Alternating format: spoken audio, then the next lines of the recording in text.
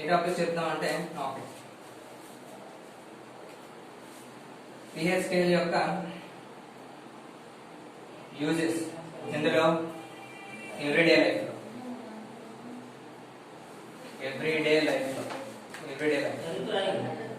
చూడండి క్లారిటీగా ఉందో లేదో uses of pH scale in everyday life ఇది మన నెక్స్ట్ టాపిక్ అన్నమాట. సో ఇది అందరికి విజిబుల్ గా ఉందో లేదో చూడండి, వాయిస్ క్లారిటీగా ఉందో లేదంటే అప్పుడు సెషన్ స్టార్ట్ చేస్తాను. సో సార్ కామెంట్ చేయండి, ఒకసారి పెట్టండి అది క్లారిటీగా ఉందో లేదో నా voice clarity. So pH scale యొక్క డెఫినేషన్ మనం చూసాం, నెక్స్ట్ ఇంకేం చూసాం, దాని యొక్క రేంజ్ చూసాం, ఇంకేం చూసాం, దాన్ని ఎక్కడెక్కడ యూజ్ చేస్తాం ఇప్పుడు మనం చూడబోతున్నాం. అంటే uses of pH scale in everyday అంటే ఏంటి, మన జీవితంలో ఎక్కడెక్కడ మనం pH స్కేల్ వాడుతూ ఉంటాం. pH యొక్క ఉపయోగాలు తెలుగు మీడియం కూడా చూడండి, ఉపయోగాలు నిత్య జీవితంలో అన్నమాట. సో ఇది మనం ఎక్కడ యూజ్ చేస్తాం. ఫస్ట్ పాయింట్ మనం అందరికీ తెలిసిందే ఎక్కడ యూజ్ చేస్తాం pH స్కేల్ అనేది.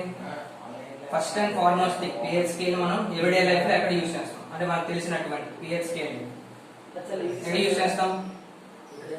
ఫస్ట్ ఇంపార్టెంట్ చెప్తున్నా, ఫస్ట్ ఏంటంటే సాయిల్ యొక్క నేచర్ ని తెలియడానికి ఉపయోగిస్తాం. ఎందుకంటే ఫస్ట్ మనం అగ్రికల్చర్ బేస్ మాట్లాడుకోవాలి కాబట్టి సాయిల్ నేచర్ అంటే ఏంటి, మట్టి యొక్క గుణం, నేచర్ అంటే గుణం అది ఏ విధంగా ఉంది అంటే ఏంటి, మనం ఏంటి యాసిడ్ బేసిస్ అండ్ సాల్ట్స్ లో సాయిల్ గురించి చెప్తాం కదా. మనంతా ఏంటి అగ్రికల్చర్ బేస్డ్ కదా ఇండియా అనేది. సో ప్రతి సంవత్సరం కూడా డిఫరెంట్ క్రాప్స్ అనేది మనం ఏం చేస్తాం యూజ్ చేస్తూ ఉంటాం. యూజ్ చేసినప్పుడు సాయిల్ బట్టి మనం క్రాప్స్ అనేవి అంటే పంటలను ఉపయోగించుకోవాలన్నమాట. కానీ ఒకే సంవత్సరంలో 3-4 పంటలు వేయడానికి ట్రై చేస్తారు. అప్పుడు సాయిల్ యొక్క నేచర్ అనేది మారిపోతుంటుంది. ఎలాగా ఎసిడిటీ కానీ బెసిడిటీ కానీ దాన్ని మారిపోతుంటుంది అనమాట. సో ఫార్మర్స్ ఏం చేస్తారంటే సాయిల్ టెస్ట్ చేస్తారు. టెస్ట్ చేసి దాని యొక్క నేచర్ ఐడెంటిఫై చేసుకొని ఆ యొక్క నేచర్ బట్టి దాంట్లో ఏ క్రాప్స్ అనేది వేయాలనేది ఉపయోగిస్తూ ఉంటారు అనమాట. So first and foremost use ఏంటంటే సాయిల్ నేచర్ ఉపయోగించడానికి pH స్కేల్ అనేది ఉపయోగపడుతుంది ఎవ్రీడే లైఫ్ లో. సో ఇది అడుగుతుంటారు ఒకసారి. నెక్స్ట్ వన్ ఏంటంటే ఇది కూడా చెప్పారు యాంటాసిడ్స్ అని. యాంటాసిడ్స్ విజిబుల్ ఉంది కదా. యాంటాసిడ్స్ అంటే ఏం చెప్పాం, ఇక్కడ కూడా యాంటాసిడ్స్ అన్నమాట. యాంటాసిడ్స్ అంటే ఏంటంటే స్టమక్ లో డిఫరెంట్ యాసిడ్స్ అనేవి రిలీజ్ అవుతుంటాయి. ఆ యాసిడ్స్ అనేవి ఒక్కొక్కసారి మనకి ఏంటి పెయిన్ ని ఇరిటేషన్ ని కలిగిస్తాయి అన్నమాట. ఏవైతే అటువంటి ఇబ్బంది మనం తొలగించుకోవడానికి ఏం చేస్తాం, యాంటాసిడ్స్ ని ఉపయోగిస్తాం. ఈ యాంటాసిడ్స్ ఎందుకు ఉపయోగపడతాయి, ఈ యాంటాసిడ్స్ ఎందుకు ఉపయోగపడతాయి అని చెప్పిన ఆ యొక్క పెయిన్ ని రెడ్యూస్ చేయడం అనమాట. To reduce pain,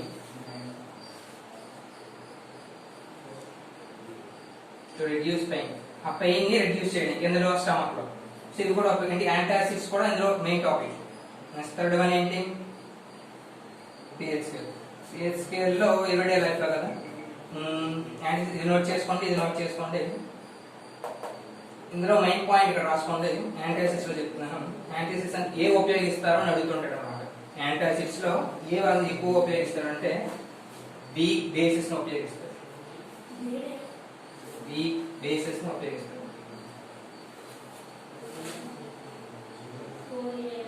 week basis ని ఎక్కువగా ఉపయోగిస్తుంటాడు. ఇది బిట్ అనేది ఎక్కువ వాడతారు. అంటే ఏంటి యాంటాసిడ్స్ ఏదైతే మనం మాట్లాడుతున్నామో అవి ఏంటి అడుగుతారు అన్నమాట. బిట్ అప్పుడు మీరు ఏ రాయలేదు, ఒక వీక్ బేస్ అనేది మీరు రాయాలి. సో ఇది ఒక పాయింట్ పెట్టుకోండి ఎక్కువగా. నెక్స్ట్ థర్డ్ పాయింట్ ఎక్కడ వాడతాం, టూత్ డికే.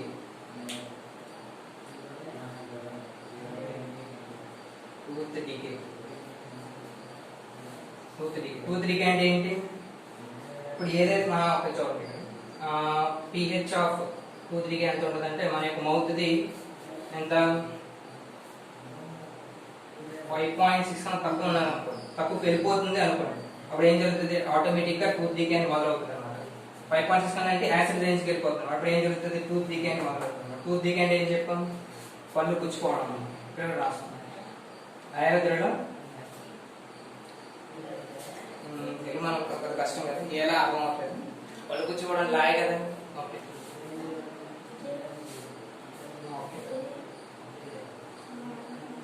ఓకే పళ్ళు పుచ్చుకోవడానికి ఏం జరుగుతుంది, 5.6 కన్నా దాని యొక్క నేచర్ అనేది డికే అయిపోవడం. అంటే ఏంటి, తక్కువ అయిపోవడం వల్ల దాని యొక్క నేచర్ ఏదవుతుంది అంటే రెడ్యూస్ చేసేస్తుంటుంది అనమాట. దేన్ని దాని యొక్క నేచర్ ని రెడ్యూస్ చేస్తుంది. మౌత్ యొక్క నేచర్ అని తగ్గిపోవడం వల్ల ఏం జరుగుతుంది అంటే పళ్ళు పుచ్చిపోయి పనికిరాకుండా పోతాయి అనమాట. సో అందుకనే ఇప్పుడు రెడ్యూస్ తక్కువ అండి. డైలీ 2 టైమ్స్ మనం బ్రష్ చేసుకోవడం ఎందుకు చేసుకుంటాం అంటే మనం ఏదైతే ఆహారం తింటామో అది మన యొక్క నోట్లో అనేది ఉండిపోవడం వల్ల దానికి ఎసిడిక్ నేచర్ అనేది ఎక్కువైపోతుంటుంది అనమాట. ఇదే మీకు ఎక్కువ ఎక్కడ చూపిస్తారంటే కోల్గేట్ లో కానీ పెప్సోడెంట్ లో కానీ యాసిడ్స్ చూపించినప్పుడు నోటి నిండా జమ్స్ చూపిస్తారు. అదే అనమాట. అంటే ఏంటి యాసిడిక్ నేచర్ అనేది ఎక్కువైపోవడం వల్ల ఆ యొక్క నేచర్ అనేది దానికి ఉన్న క్యాపబిలిటీ అని తగ్గిపోయి ఏం జరుగుతుంది, టూత్ డీకే అనేది ఏర్పడుతుంది అనమాట. ఇది కూడా అడుగుతుంటాడు. టూత్ డీకే గురించి అడుగుతారు, యాంటాసిడ్ గురించి అడుగుతారు, సాయిల్ నేచర్ గురించి అడుగుతారు. సో ఇవి ఒకసారి నోట్ చేసుకోండి. నోట్ చేసుకున్న తర్వాత నెక్స్ట్ టాపిక్ చెప్తాను. దీంట్లో ఇంకొక 2 టాపిక్ ఉన్నాయి, అవి కూడా చెప్తాను ఎవ్రీడే లైఫ్. మనం ఇప్పుడు కూడా యాసిడ్ రైన్స్ పడ్డాయని కూడా వింటూ ఉంటాం. యాసిడ్ రైన్స్ కదా, ఈ యాసిడ్ రైన్స్ కూడా ఎప్పుడంటే pH అనేది 5.6 కన్నా తక్కువ అనేది తక్కువ అయినప్పుడు ఏం జరుగుతుందంటే యాసిడ్ రైన్ అనేది జరుగుతుంది అన్నమాట. 5.6 కన్నా తక్కువ ఓకే యాసిడ్ రైన్స్ అనేది తగ్గుతాయి, ఏంటి ఏర్పడుతూ ఉంటాయి. సో ఈ బిట్ కూడా రాసుకోండి. యాసిడ్ రైన్స్ కూడా ఇందులోనే వస్తుంది. 4th one. సో ఇక్కడ మీకు ఒక డౌట్ రావచ్చు అనమాట. ఏంటా డౌట్, స్టమక్ కి లో డిఫరెంట్ యాసిడ్స్ అనేవి రిలీజ్ అవుతాయని చెప్పాం. అందులో హైడ్రోక్లోరిక్ యాసిడ్ అనేది స్ట్రాంగ్ యాసిడ్ అన్నాం. మరి అయినప్పుడు మళ్ళా మజిల్స్ అనేవి కూడా ఏంటి water plus something blood with అని ప్రొడ్యూస్ అవుతాయి కదా. మరి ఎంత స్ట్రాంగ్ యాసిడ్స్ అనేవి మన స్టమక్స్ లో రిలీజ్ అయినప్పుడు ఫస్ట్ సారి రిలీజ్ అయినప్పుడు అది డ్యామేజ్ అయిపోయి మనకి హార్మ్ జరగాలి కదా. సో ఎందుకు ఇవి హార్మ్ జరగట్లేదు? ఈ క్వశ్చన్ ఎప్పుడైనా మీకు మైండ్ లో వచ్చిందా? ఈ యాసిడ్ టాపిక్ చెప్తున్నప్పుడు మీకు మైండ్ లో రావాలి. ప్రతి ఒక్కరు అంటారు ఏంటంటారు, హైడ్రోక్లోరిక్ యాసిడ్ అనేది మన స్టమక్ లో రిలీజ్ అవుతుంది, మీరు ఏం తిన్నా అది డైజెస్ట్ చేసేస్తుంది అంటారు. మరి అంత స్ట్రాంగ్ యాసిడ్స్ రిలీజ్ అవుతున్నప్పుడు స్టమక్ డ్యామేజ్ అవ్వాలి కదా, ఎందుకు అవ్వట్లేదు? ఇది క్వశ్చన్ నేను అడిగాను మీకు. చెప్తే మొత్తం అందరికీ కొంచెం క్లారిటీగా ఉంటుందని నేను చెప్పట్లేదు అనమాట. సో సెకండ్ వన్ చూడండి. ఇంతవరకు మనం ఏం నేర్చుకున్నాం, pH ఆఫ్ ఎవ్రీడే లైఫ్ కదా. సో నెక్స్ట్ టాపిక్ ఏంటంటే pH ఆఫ్ సాల్ట్స్. సాల్ట్స్ మరి pH ఏంటి మన ఏ విధంగా మనం చెప్పొచ్చు అని. అంటే సాల్ట్స్ అంటే లవణం యొక్క pH అన్నమాట. సాల్ట్స్ అంటే లవణం కదా, లవణాల యొక్క pH ఎలా మనం చెప్పొచ్చు అని. సో చూద్దాం. లవణాలకు కూడా pH ఉండదు కదా. సో pH మనం చెప్పినప్పుడు ఏం చెప్తాము? సో ఏదైనా మనం మాట్లాడుతున్నాం సాల్ట్స్ గురించి అది మాట్లాడుతున్నాం. సాల్ట్స్ గురించి మాట్లాడినప్పుడు ఫస్ట్ ఎక్స్ప్లెయిన్ చేస్తాను. సో నెక్స్ట్ టాపిక్ అండి. నెక్స్ట్ టాపిక్ ఏంటి, pH ఆఫ్ సాల్ట్స్ కదా. pH ఆఫ్ సాల్ట్స్ అనేది సాల్ట్స్ అని మీకు ఆల్రెడీ చెప్పాను. సాల్ట్ డెఫినేషన్ చెప్పినప్పుడు చెప్పాను. ఏం చెప్పాను, ద న్యూట్రలైజేషన్ రియాక్షన్. సో ఎప్పుడైనా సరే యాసిడ్ అనేది బేస్ తో రియాక్ట్ అయినప్పుడు ఏం ఫార్మ్ అవుతుంది, సాల్ట్ యొక్క pH గురించి మాట్లాడుతున్నాం కదా. సో అప్పుడు pH గురించి మాట్లాడినప్పుడు స్ట్రాంగ్ యాసిడ్ గురించి, pH గురించి మాట్లాడినప్పుడు స్ట్రాంగ్ యాసిడ్ గురించి, స్ట్రాంగ్ బేస్ గురించి, డిఫరెంట్ కండిషన్స్ కదా. సో చూడండి, ఫస్ట్ ఎప్పుడైతే strong acid plus strong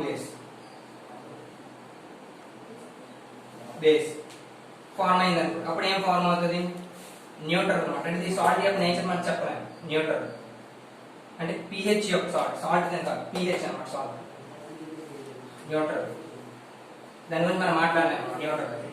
so అదే స్ట్రాంగ్ యాసిడ్ తీసుకొని వీక్ బేస్ తో యాడ్ చేసాం అనుకో, weak base. So base strong గా ఉంది, బేస్ యాసిడ్. స్ట్రాంగ్ ఉన్నది యాసిడ్ కదా. సో అది నేచర్ ఎందులోకి మారిపోతుంది అంటే ఎసిడిటీలోకి మారిపోతుంది, ఎసిడిక్లోకి మారిపోతుంది, ఎసిడిక్. ఓకే. సో ఏమైంది, ఏది స్ట్రాంగ్ గా ఉంటే ఆ నేచర్ లోకి అది చూపిస్తుంది అన్నమాట. సో ఇది స్ట్రాంగ్ గా ఉంది కదా. సో రెండు యాడ్ చేసినప్పుడు ఇందులో ఎసిడిక్ నేచర్ ఎక్కువ ఉంటుంది అనమాట. కానీ ఇది స్ట్రాంగే, ఇది స్ట్రాంగే. సో అప్పుడు ఏం చెప్తాం, దాని బేస్ దాని గురించి మనం మాట్లాడాం, అప్పుడు న్యూట్రల్. సో థర్డ్ వన్ ఏంటి, weak acid plus weak base. Weak acid plus strong base, weak acid plus strong base ఇది యాడ్ అయింది అనుకో, అప్పుడు ఏం చేయొచ్చు, స్ట్రాంగ్ బేస్. నోట్ చేసుకోండి. సో డైరెక్ట్గా అడగడు కానీ మీకు ఐడియా ఉంటుంది. So weak acid plus strong base add అయింది అనుకో, ఇప్పుడు ఏ స్ట్రాంగ్ గా ఉంది, బేస్ కదా. బ్రెయిన్ లో మారిపోతుంది, బేసిక్ లో మారిపోతుంది, బేసిక్ నేచర్ లో మారిపోతుంది. నెక్స్ట్ ఫోర్త్ వన్, ఇది అరెస్ట్ చేస్తున్నాను చూడండి. హెడింగ్ పెట్టుకున్నాను అనుకున్నాను, నోట్ చేస్తాను, అరెస్ట్ చేస్తాను. ఫోర్త్ వన్ ఏంటి, ఇది వీక్ అది వీక్ అంటే ఏంటి, weak acid plus weak base, weak acid plus weak base. So అప్పుడు ఏంటి, మరి దీని యొక్క నేచర్ చెప్పాలి కదా. దీని యొక్క నేచర్ చెప్పాలన్నప్పుడు మనం డైరెక్ట్ గా చెప్పలేము అన్నమాట. డిపెండ్స్ అపాన్ ది, మనం చెప్పలేము, depends upon the relative nature of the both. అంటే ఏంటి, సో విజిబుల్ గా ఉంది కదా, సో నేను చెప్తాను నోట్ చేసుకోండి. వీక్ యాసిడ్, ఇక్కడ మనం ఏం చెప్తున్నాం, strong acid plus strong base అన్నాం కదా. మనం ఏం చెప్పాం, సాల్స్ అనగానే acid plus base reaction neutral వస్తుంది, న్యూట్రలైజేషన్ రియాక్షన్ అన్నాం. సో దీంట్లో మనకి ఏం డౌట్ ఉండదు. సో కానీ సెకండ్ వచ్చేసరికి strong acid plus weak base అనేది యాడ్ చేసాం. యాడ్ చేసినప్పుడు ఏ స్ట్రాంగ్ గా ఉంది, సో యాసిడ్ అది స్ట్రాంగ్ గా ఉంది. సో దాని నేచర్ ఎందులో కన్వర్ట్ అయిపోతుంది, ఎసిడిక్ లో కన్వర్ట్ అయిపోతుంది. అలాగే ఇందులో ఏం weak acid plus strong base లో యాడ్ అయినప్పుడు ఏది స్ట్రాంగ్ గా ఉంది, బేస్ కదా. సో బేసిక్ నేచర్ లో కన్వర్ట్ అయిపోతుంది.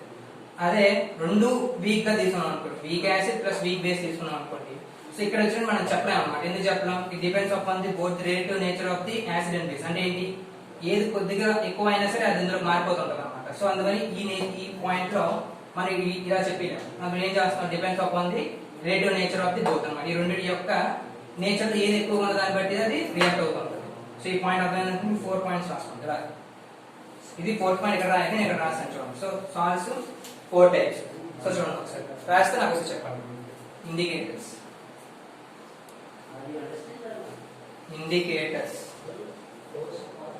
దీన్ని ఏంటంటే సూచిక, తెలుగులో అయితే సూచిక. సూచిక అంటే మామూలు ఇండికేటర్ అంటే ఏంటి, దేని దాన్ని ఇండికేట్ చేయాలన్నమాట. ఇండికేట్ చేయడానికి ఉపయోగించేది కదా ఇండికేటర్ అంటారు. అది ఇండికేట్ చేసేదాన్ని తెలుగులో ఏంటంటే సూచిక అంటారు. అంటే దేన్ని సూచిస్తుంది అని. సో దీని డెఫినేషన్ నోట్ చేద్దాం. సో చూడండి, ఇది కూడా నోట్ డెఫినేషన్ రాసుకోండి, ఇది వాడచ్చు. డైరెక్ట్ రాస్తున్నాం. It is used to determine, చెప్తాను, determine the acidic or basic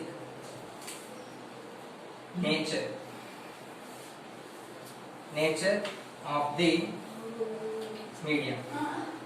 medium అంటే ఏంటి, నేను ఏదైతే ఇస్తానో అంటే ఏంటి, ఏ మీడియా అయితే నీకు ఇచ్చానో అది నీకు తెలియదు అనమాట. సో ఆ మీడియా అయితే నాకు తెలియదు, అంటే ఏదో యాసిడ్ అవ్వచ్చు, బేస్ అవ్వచ్చు, ఏది తెలియదు. సో తెలియని దాన్ని మనం ఐడెంటిఫై చేయాలి. అది ఏ నేచర్ లో ఉందో, ఎసిడిక్ నేచర్ లో ఉందా, బేసిక్ నేచర్ లో ఉందో నాకు ఐడియా లేదు. సో ఐడియా లేనప్పుడు దాన్ని ఉపయోగించేది ఏంటంటే ఇండికేటర్స్ అన్నమాట. దాన్ని తెలియడం సూచిక అంటారు. తెలియడం ఏం లేదు, ఆమ్లం కానీ క్షారం కానీ ఏదైతే ఒక ఇచ్చానో అది నీకు మనకి తెలియనప్పుడు ఆ యొక్క సొల్యూషన్ లో మనం ఏదో ఒక ఉపయోగించి దాన్ని తెలుసుకోవాలన్నమాట. ఉపయోగించేది ఏంటంటే ఇండికేటర్. అందులో చాలా ఉన్నాయన్నమాట. చూడండి, there are many indicators, types రాస్తున్నాం అన్నమాట. Types of indicators types of indicators types of indicators. Types of indicators లో ఏడు వస్తాయి. మీకు ఏమైనా ఐడియా ఉంది ఇండికేటర్స్ లో? చెప్పండి చూద్దాం. టైప్స్ ఆఫ్ ఇండికేటర్స్ లో ఏడు ఉపయోగిస్తాం, మీకు ఐడియా ఉందా లేదా? టైప్స్ ఆఫ్ ఇండికేటర్స్ లో ఏం వాడతాం? ఇండికేటర్స్ మీకు చాలా వాడేస్తారు అన్నమాట.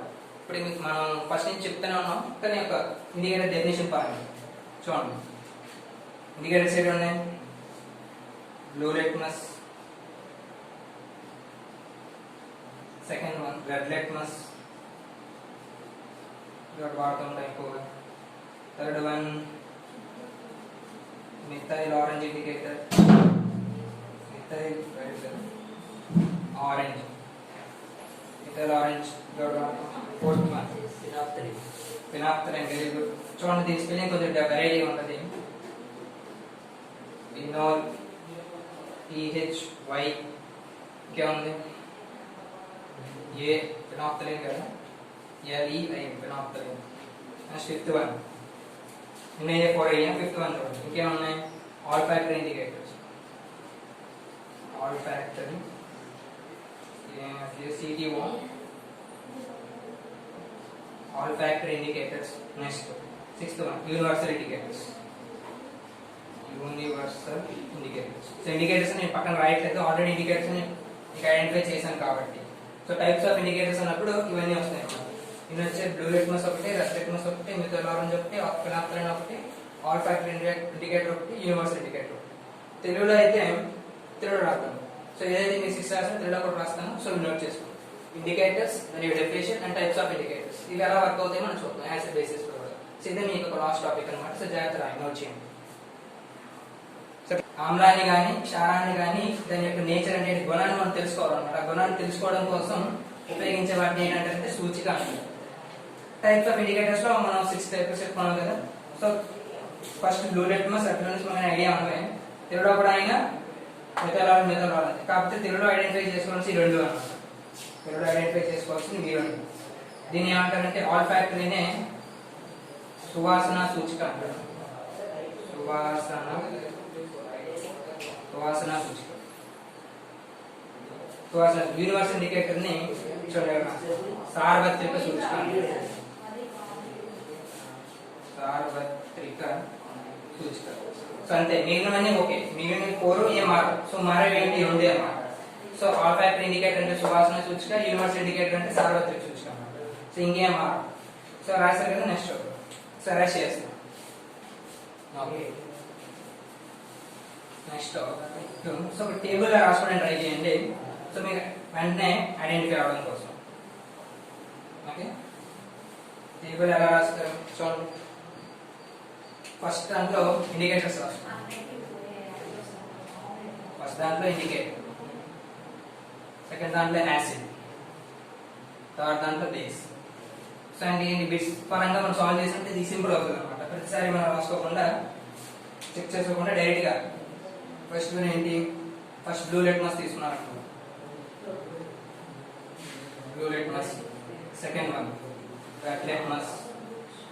ఓకే, ఒకే బాక్స్ లో ఉండేటిగా నాకు తెలిసినవే ఒక దగ్గర రాసుకోండి. Third one methyl orange, methyl orange.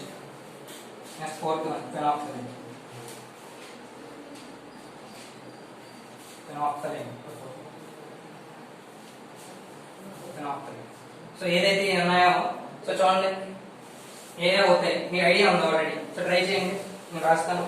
మీకు ఐడియా ఉందా లేదో చేయండి. బ్లూ లిట్మస్ అయినప్పుడు ఏది ఎందులోకి మారుతుంది మీకు ఆల్రెడీ మనం డిస్కస్ చేసాం. సో ఇది ఫిల్ చేయడానికి ట్రై చేయండి చూద్దాం. బ్లూ లిట్మస్ అనేది యాసిడ్ ఎయిట్ అవుతుంది, బేస్ అవుతుంది. రెడ్ లిట్మస్ అనేది యాసిడ్ ఎయిట్ అవుతుంది, బేస్ ఎయిట్ అవుతుంది. మెథైల్ ఆరెంజ్ ఎయిట్ అవుతుంది, ఫెనాక్సలిన్ ఎయిట్ అవుతుంది. సో ట్రై చేయండి చూద్దాం. సో నేను ఆల్రెడీ ఫిల్ చేశాను, మీరు టేబుల్ రాసుకోండి. కానీ నాకు ఏం కావాలి, ఏం అవుతాయని మాకు చెప్పాలి. ఓకే కదా. బ్లూ లిట్మస్ పేపర్ దేని రిప్రజెంట్ చేస్తుంది? రెడ్ లిట్మస్ పేపర్ దేని రిప్రజెంట్ చేస్తుంది? యాసిడ్ ఉందా? Okay, blue litmus paper acid ఏం చేస్తుంది? రెడ్ కలర్ లో చేంజ్ చేస్తుంది అని తెలిసింది. ఆల్రెడీ బేస్ కాబట్టి ఇందులో నో చేంజ్, ఇందులో ఏం చేంజ్ ఉండదు. ఇక్కడ ఏమైతే నో చేంజ్, అది ఎటువంటి చేంజ్ ఉండదు. సో అలాగే రెడ్ లిట్మస్ పేపర్ దేనిది కాబట్టి ఇక్కడ ఏం చేస్తుంది? ఇది బ్లూలోకి మారుతుంది అన్నమాట. సో ఇక్కడ నో చేంజ్. ఓకే, సో ఇక్కడ నో చేంజ్. ఇది బేసిక్ డెఫినేషన్ పరంగా. సో ఏంటి ఇంకా మెథైల్ ఆరెంజ్ ఒకటి ఉంది, ఫినాక్సలిన్ ఒకటి ఉంది. మెథైల్ ఆరెంజ్ మీకు తెలుసు, రెండిట్లో వస్తాయి కదా ఫినాక్సలిన్. ఓకే, సో ఈ రెండు ట్రై చేయండి. ఈ రెండు చెప్పాను కదా, బ్లూ లిట్మస్ అనేది red, no change, no change blue. ఎలా చెప్పాను డెఫినేషన్ పరంగా. రెడ్ లిట్మస్ పరంగా ఇస్తే అవి ఎందుకు మారుతుంది? యాసిడ్ అంటే రెడ్ లోకి మారుతుంది, నో చేంజ్ ఉంటుంది. కాబట్టి అది ఏంటి? యాసిడ్ రిప్రజెంట్ చేస్తుంది. అలాగే రెడ్ లిట్మస్ ఇస్తే ఏం చేస్తుంది? బేస్ కాబట్టి బ్లూ లోకి చేంజ్ అవుతుంది, ఇక్కడ నో చేంజ్. మరి ఈ రెండు నాకు ఎలా తెలుస్తాయి? క్వశ్చన్ అర్థమైందా? ఈ రెండు నాకు ఎలా తెలుస్తాయి? ఆ రెండు చాలా ఇంపార్టెంట్. ఆ రెండు ఇంపార్టెంట్ కూడా ఏంటి ఎక్కువ అడుగుతుంటాడు అన్నమాట. ఈ రెండు ఎక్కువ అడుగుతాను, ఎందుకంటే ఎక్కువ కన్ఫ్యూజ్ అవుతుంటాను కాబట్టి ఈ రెండు అడుగుతుంటే ఈ రెండు ఎక్కువ అడగాలి. చెప్పండి, ఆలోచించండి, మీకు ఛాన్స్ ఇచ్చాను.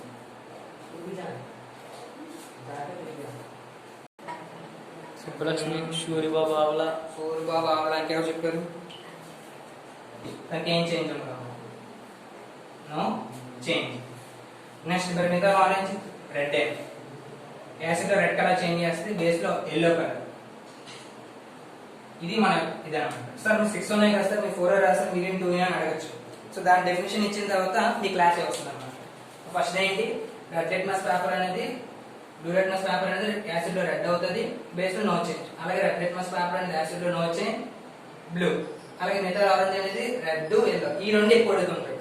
మీరు ఐడెంటిఫై చేసుకుంది ఈ రెండే, ఎందుకంటే మాక్సిమం పీపుల్ డెఫినేషన్ నుంచి రెండు వచ్చేస్తాయి. కానీ ఈ రెండు కొత్తగా ఉంటాయి కాబట్టి ఎక్కువ అడగడానికి ఈ ఛాన్సెస్ ఉంటాయి అనమాట. సో గుర్తుపడడానికి ఏం లేదు, పింక్ కలర్ లో చేంజ్ అవుతుంది, ఇది రెడ్ ఎల్లో మారుతుంది.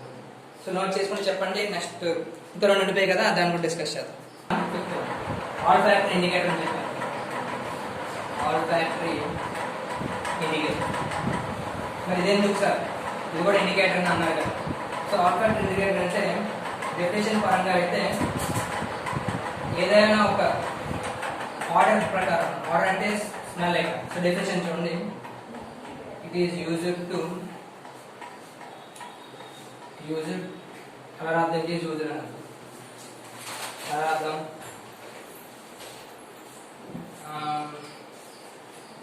It helps to indicate. It helps to indicate the acidic or basic. The acidic or basic nature by order. ODO order అంటే ఇక్కడ బ్రాకెట్ లో స్మెల్ బట్టి దాని నేచర్ అనేది చేంజ్ చేసి ఉంటుందన్న, తెలియజేస్తుంటాం. దాన్ని ఏమంటాం, ఆల్ ఫ్యాక్టరీ ఇండికేటర్ అంటాం. ఎగ్జాంపుల్ కి ఏమన్నాయో తెలిసి మీకు చెప్పండి చూద్దాం. డెఫినేషన్ రాసే ఎగ్జాంపుల్ మీరు నాకు చెప్పండి. సో నేను రాస్తాను, ఎగ్జాంపుల్ ట్రై చేయండి. So next one universal indicator.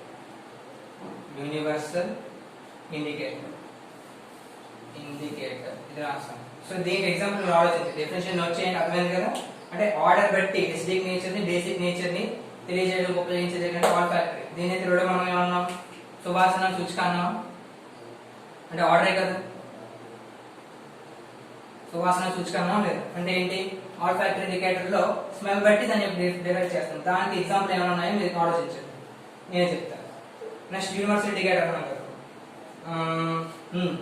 దీంట్లో ఇంపార్టెంట్ ఏంటంటే it is the mixture of several indicators or different indicators. It is the mixture of different indicators. అంటే ఒక ఇండికేటర్ కాదన్నమాట, డిఫరెంట్ ఇండికేటర్స్ ఇందులో ఉపయోగపడతాయి. గైస్ హెల్ప్ అవుతుంది. Indicator to determine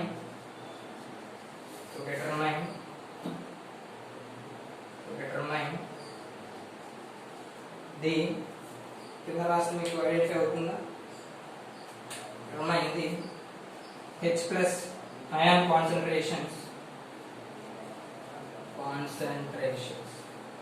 So basic గా ఇది తెలియాలి అంటే ఏంటి, H plus ion concentrations ని నేను ఫస్ట్ పాయింట్ ఏంటి, యూనివర్సల్ ఇండికేటర్ అనేది దీంట్లో తిరగడం ఏమన్నా సార్వత్రిక సూచిక. 25 రాసుకోండి. సార్వత్రిక సూచిక 25 అంటే దీని మీద ఉపయోగిస్తాం. H plus ion concentration ని ఐడెంటిఫై చేయడానికి. కాకపోతే డిఫరెంట్ ఇండికేటర్స్ ఉపయోగపడతాయి. యూనివర్సల్ ఇండికేటర్ ఒక ఇండికేటర్ అన్నమాట, సందర్భాన్ని బట్టి డిఫరెంట్ ఇండికేటర్స్ అని ఇది ఉపయోగపడతాయి. కాబట్టి దీని ఏమంటే యూనివర్సల్ ఇండికేటర్స్ అన్నమాట. అంటే అవసరాన్ని బట్టి దీని మనం చేంజ్ అవుతుంది, కాబట్టి యూనివర్సల్ ఇండికేటర్. సో ఇది దీని డెఫినేషన్. సో దీనికి ఎగ్జాంపుల్ అడిగిన ఎవరు చెప్పారు చూడండి ఒకసారి, చూడండి ఆలోచించండి ఒకసారి. ఎగ్జాంపుల్ నేను flavours to ice creams. Very good.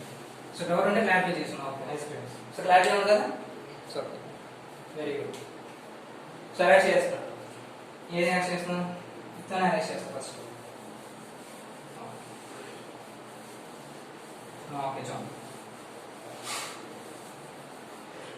మరి చూడండి మేము చదవండి, మేము స్టూడెంట్ ఉండేవారు కదా. సో మాకే డైలీ ఒకరు మేడం ఉండేవారు, మ్యాథ్స్ మేడం. నేనే అరెస్ట్ చేయాలన్నమాట. అరెస్ట్ చేసేటప్పుడు డస్టర్ మార్కెట్స్ మమ్మల్ని అరెస్ట్ చేయమనేవారంట. ఎప్పుడు కూడా మేము ఏం చేసేవాళ్ళం అంటే ఫస్ట్ ఏది రాస్తే అది అరెస్ట్ చేసేవాళ్ళం. ఫస్ట్ ఇలా రాసుకుంటూ వచ్చాం అనుకోండి. సో ఏది అరెస్ట్ చేయాలి, ఫస్ట్ ఇది అరెస్ట్ చేయాలి, నోట్ చేస్తారు కాబట్టి. మేము బోర్డ్ ఎగ్జామ్ ఫస్ట్ ఏం చేసాం, ఇదంతా అరెస్ట్ చేసేవాళ్ళం. మొత్తం మమ్మల్ని ఇప్పుడు తిట్లేము. సో అందరూ మళ్ళీ 5 అరెస్ట్ చేస్తాం. అప్పుడు గుర్తొచ్చింది. సో 6 అయిపోయింది కదా. ఓకే, సో అరెస్ట్ చేస్తాం మొత్తం అంతా. చూడండి నెక్స్ట్ టాపిక్ ఏంటంటే, ఈ పదం మీరు వినే ఉంటారు, చూడండి గుర్తు తెచ్చుకోండి. Water of crystallization. Water of crystallization. Crystallization. Okay, ఏం చెప్పాను, డిఫరెంట్ సందర్భాల్లో డిఫరెంట్ ఇండికేటర్స్ వాడతారు అనమాట. అంటే ఇప్పుడు ఇండికేటర్స్ అన్ని వాడాం, ఆ ఇంటికి వాడే ఇండికేటర్స్ లో నీకు సిచ్యువేషన్ ఏ సూట్ అవుతుంది అనేది అక్కడ యూజ్ చేసుకుంటారు. అంటే యూనివర్సల్ అంటే ఏంటి, అన్ని విధాలా ఉపయోగపడుతుంది. అంటే ఏంటి? అన్ని చోట్ల అన్నమాట.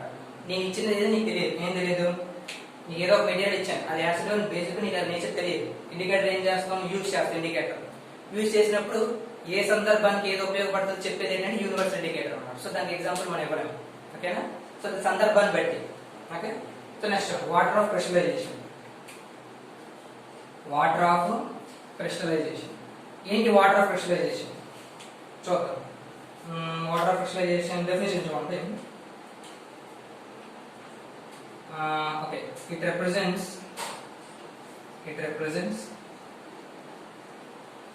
ఏం రిప్రజెంట్ చేస్తుంది?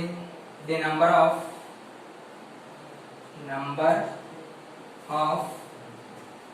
water molecules, not atoms, molecules. Water molecules represent the number of water molecules present in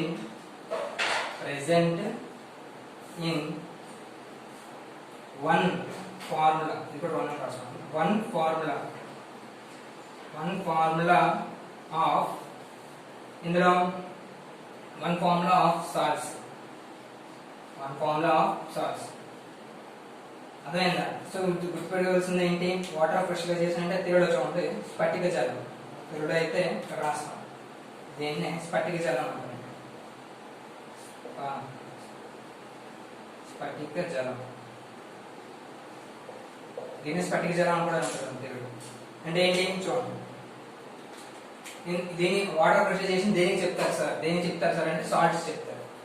ఏదైనా మీకు సాల్ట్ ఇస్తాను అనుకో, ఆ సాల్ట్ లో how many number of water molecules, ఆ ఫార్ములా అది కూడా ఎంత ఉండాలి? వన్ ఫార్ములా ఆఫ్ సాల్ట్ లో how many number of water molecules, ఇది అండర్లైన్ చేసుకోండి. నెంబర్ ఆఫ్ వాటర్ మాలిక్యూల్స్, ఇన్ని నెంబర్ ఆఫ్ వాటర్ మాలిక్యూల్స్ అనేవి ప్రెసెంట్ అయి ఉన్నాయి చెప్పేది ఏంటంటే వాటర్ ఆఫ్ క్రిస్టలైజేషన్ అన్నమాట. దాన్ని తెలుగులో ఏంటంటాం? స్ఫటిక జలం అని కూడా అంటారు. ఇది కూడా సేమ్ తెలుగులో కూడా అంతే. మీకు ఏదో ఒక లవణాన్ని ఇస్తాం, ఆ లవణంలో ఏంటి వాటర్ మాలిక్ అనే నీటి అణువులు అనేవి ప్రెసెంట్ అయి ఉన్నాయని చెప్పడాన్ని స్ఫటిక జలం అంటాం. దాన్ని వాటర్ ఆఫ్ క్రిస్టలైజేషన్ అంటారు. మరి ఎగ్జాంపుల్ ఏదైనా ఉందా సార్? ఆలోచించండి. మీకు చాలా ఇంతవరకు చెప్పిన దాంట్లో డిఫరెంట్ చెప్పాను వాటర్ ఆఫ్ క్రిస్టలైజేషన్. ఇప్పుడు నేను ఎవరైనా ఎగ్జాంపుల్ ఎప్పుడైనా ట్రై చేయండి చూద్దాం ఎవరు వస్తారు. ట్రై చేయండి. ఎవరైనా రెడీగా ఉన్నారా? వాటర్ ఆఫ్ క్రిస్టలైజేషన్ టాపిక్ లో ఎగ్జాంపుల్ ఎవరైనా డెఫినేషన్ అర్థమైతే దేని గురించి మాట్లాడుకున్నాం? ఇంపార్టెంట్ అయిన ప్లాస్టర్ ఆఫ్ ప్యారిస్ గురించి మాట్లాడుకున్నాం. పిఓపి అంటే ప్లాస్టర్ ఆఫ్ ప్యారిస్. ఒకసారి ఎలా కూడా అడుగుతుంటారు డైరెక్ట్ గా మీకు ప్లాస్టర్ ఆఫ్ ప్యారిస్ అని రాయడు, పిఓపి అని ఇచ్చేస్తుంటారు. పిఓపి అన్నప్పుడు కూడా అదేంటి? Plaster of Paris. Plaster of Paris మన ఫార్ములా ఏంటి?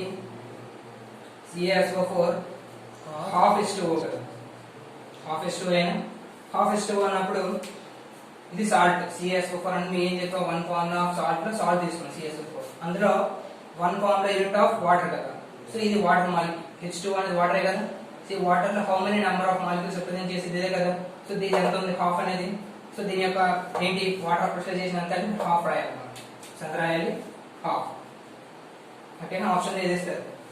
నెక్స్ట్ ఇంకేమన్నా ఎగ్జాంపుల్స్ ఏమైనా ఉన్నాయా? ఇలాంటి వాటిలో సేమ్ జిప్సమ్ తీసుకున్నారు అనుకోండి. సెకండ్ వన్ ఎక్కడ రాస్తాం? CaSO4 2H2O. సో దీని ఎంత అవుతుంది? 2. సో అండ్ సేమ్ వాటర్ యొక్క మాలిక్యూల్స్ ఎన్ని నెంబర్ అయి ఉన్నాయో చెప్పడమే మీకు వాటర్ ఆఫ్ క్రిస్టలైజేషన్ అనమాట. సో దీని డెఫినేషన్ ఇది ఒకటి రాసుకోండి, ఇది ఒకటి రాసుకోండి. నాకు చెప్పండి ఒకసారి. వాటర్ ఆఫ్ క్రిస్టలైజేషన్ ఇందులో మీ అయితే pH వాల్యూ క్యాలిక్యులేట్ చేయడం ఉంటుంది. pH వాల్యూ రాసుకోండి చాలు. pH value. Okay. So pH value మనం క్యాలిక్యులేట్ చేయగలం, అదే కదా. సో ముందు డెఫినేషన్ పరంగా ఏంటి? pH అంటే మనకి ఏమొస్తుంది? Negative logarithm of H plus concentration కదా. సో దీని యొక్క డెఫినేషన్ ఏది? pH యొక్క డెఫినేషన్. సో మరి దీని యొక్క క్యాలిక్యులేషన్ ఏ విధంగా మనం క్యాలిక్యులేట్ చేస్తాం? pH విలువని అంటే క్వశ్చన్ చూద్దాం. క్వశ్చన్ బట్టి దాన్ని ఎలా సాల్వ్ చేయాలో చూద్దాం. సో క్వశ్చన్ చూడండి ఏంటంటే క్వశ్చన్ ఏంటి? ఏమి ఇచ్చాడంటే 0.0001